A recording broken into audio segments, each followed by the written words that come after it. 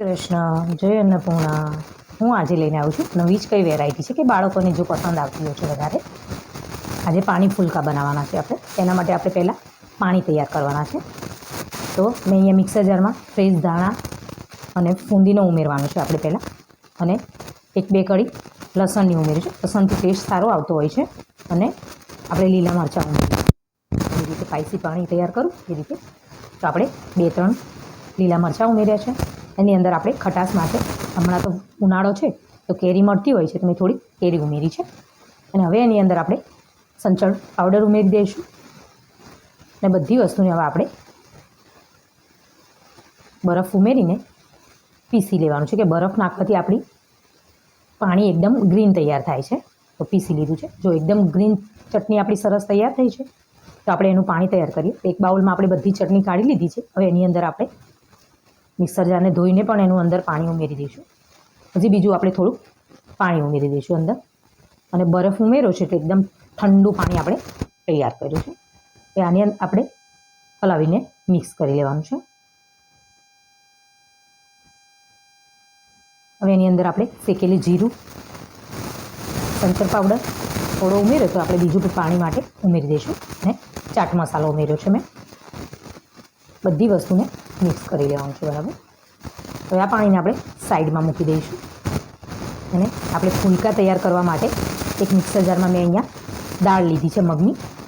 જો તમે મગની દાળ ના લેવી હોય તો ચણાના લોટથી પણ એને તૈયાર કરી શકો છો. તો મેં મગની દાળને મિક્સર જારમાં પીસી લેવાની છે. પીસીને જો તૈયાર કરી લીધી છે.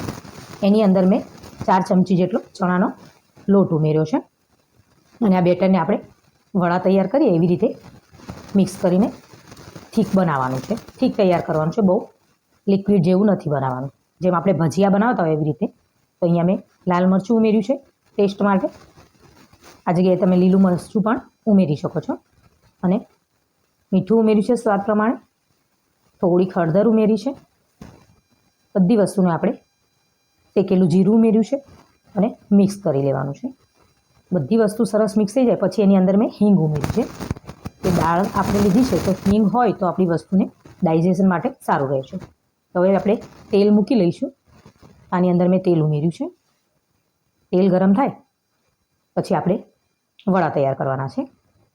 બાળકોને એકને એક આઈટમ આપણે આપતા હોઈએ તો બાળક એક નવું માંગતા જ હોય છે.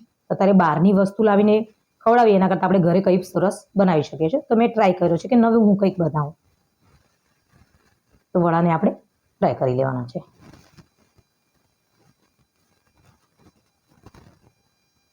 વડા આપણા સરસ તૈયાર થઈ ગયા છે. તો આપણે એને બહાર કાઢી લઈશું. હવે બીજા આવી રીતે તૈયાર કરી લઈશું. હવે બીજા તળાય એટલામાં આપણે આગળ એક બાઉલમાં મેં ગરમ ઠંડુ પાણી લીધું છે.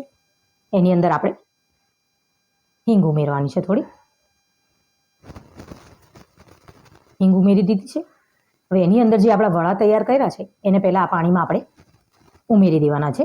એ 5 થી 10 મિનિટ માટે અને એટલે સોફ્ટ થઈ જશે એકદમ. તો બધા જ વડા આપણે આની અંદર ઉમેરી દીધા છે. એ સોફ્ટ થઈ જાય ત્યાં સુધી એમાં રહેવા દેવાના છે. હવે જો આપણા વડા એકદમ સોફ્ટ થઈ ગયા છે. હવે આપણે એને બહાર કાઢી લઈશું.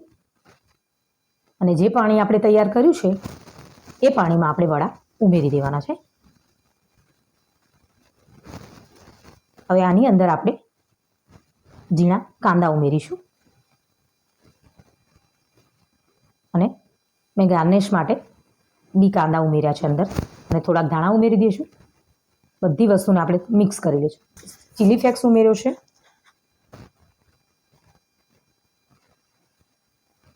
તો તમને મારો વિડીયો પસંદ આવ્યો તો લાઈક કરો, શેર કરો અને કમેન્ટ કરવાનું ભૂલતા